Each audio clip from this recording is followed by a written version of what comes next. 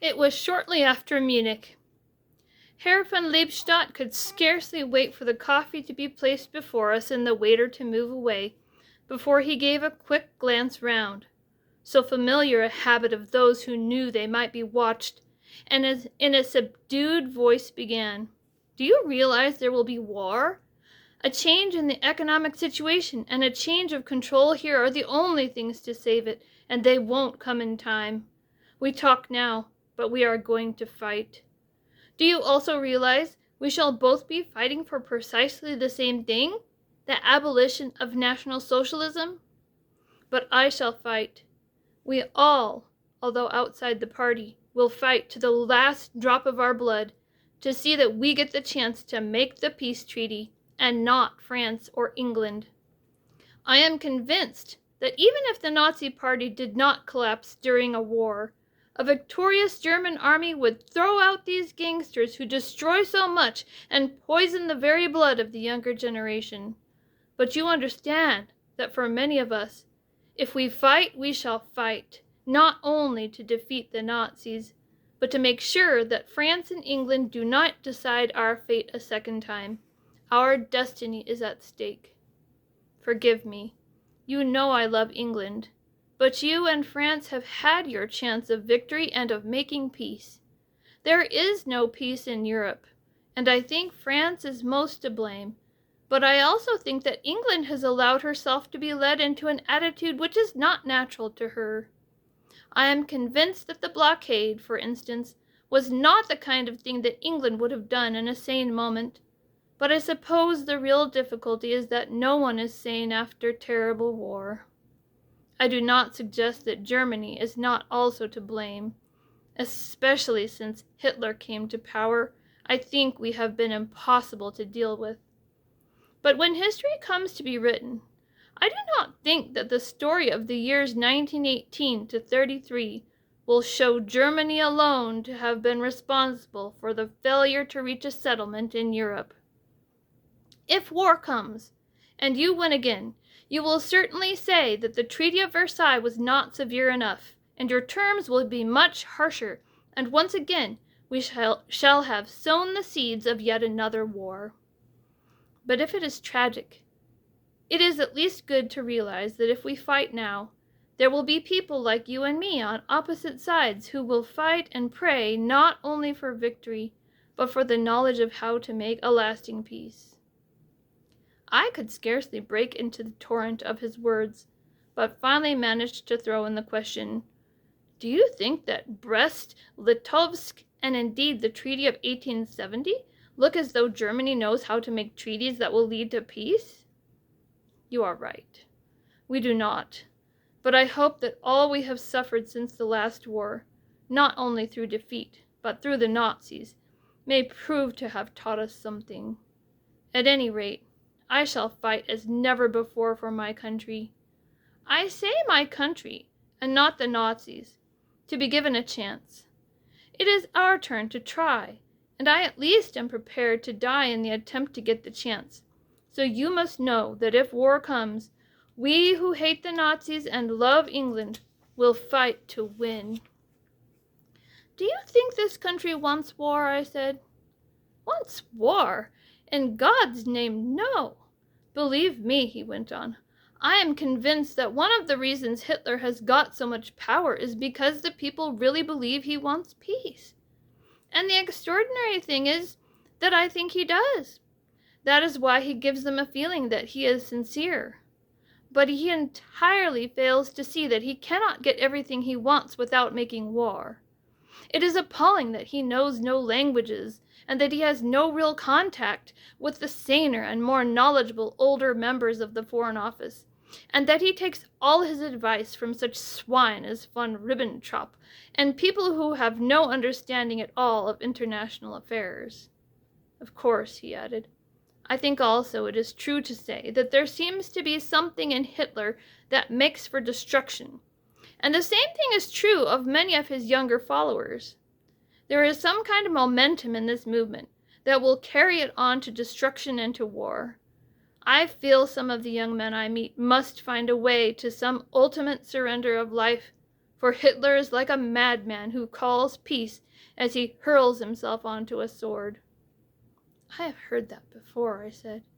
"Several friends have said similar things, and some of the young Nazis I have met have given me exactly the same kind of impression." "Mind you," he added, "I think this also means that if there is a war, the first onslaught from this country will be terrific.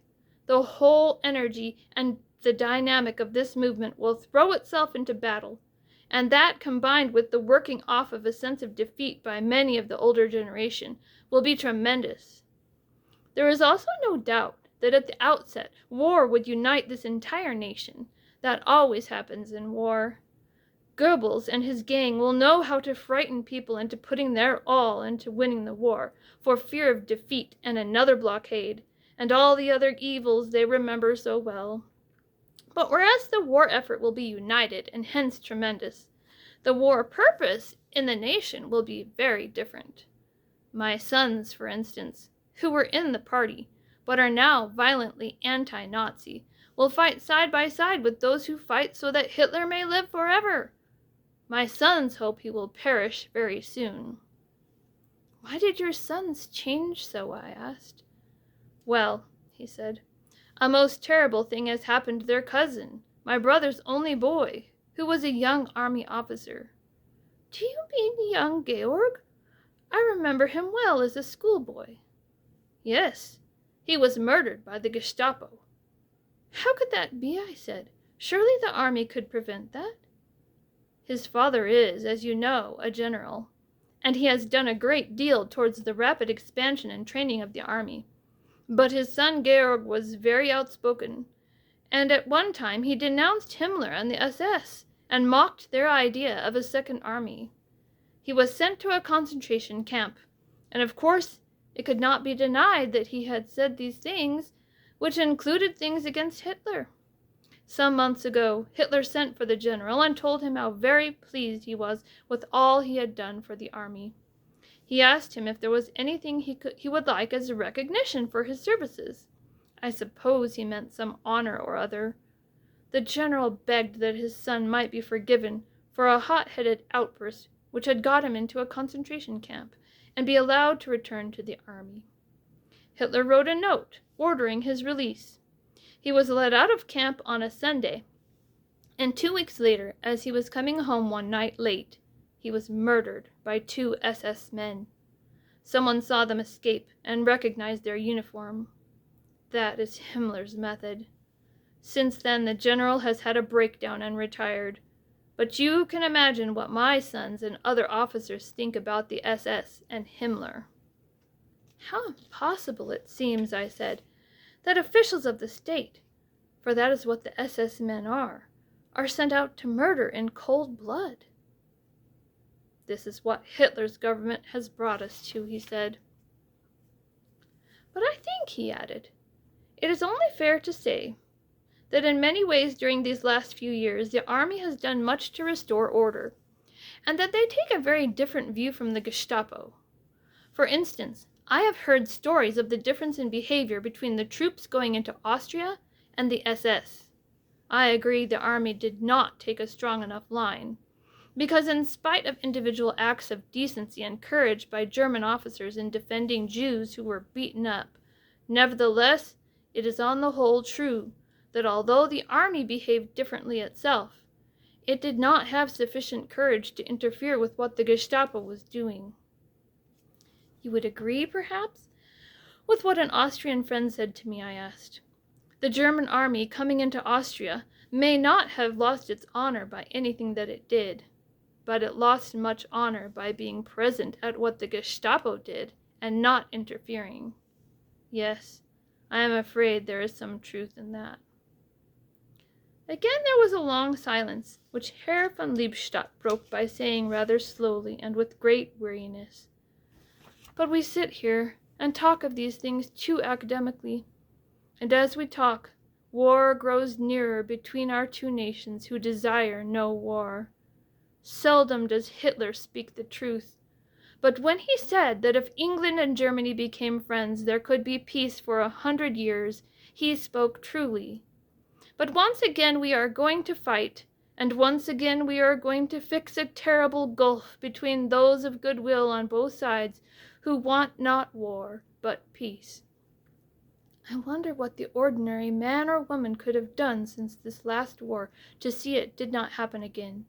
How is it that with the world longing for peace, I mean the vast majority of decent people, and dreading war, nevertheless nations can find no way? And after 20 years of trial, the world would be soaked in blood again, I said. I wonder too, he said. And we remained silent for some time. And then with a sigh he added as he got up, "But it is late. I must go. The only hope is that when we fight again, we shall remember these men of goodwill on both sides, who, whatever happens, will hold on to the belief that among the enemy there are such men also. Goodbye."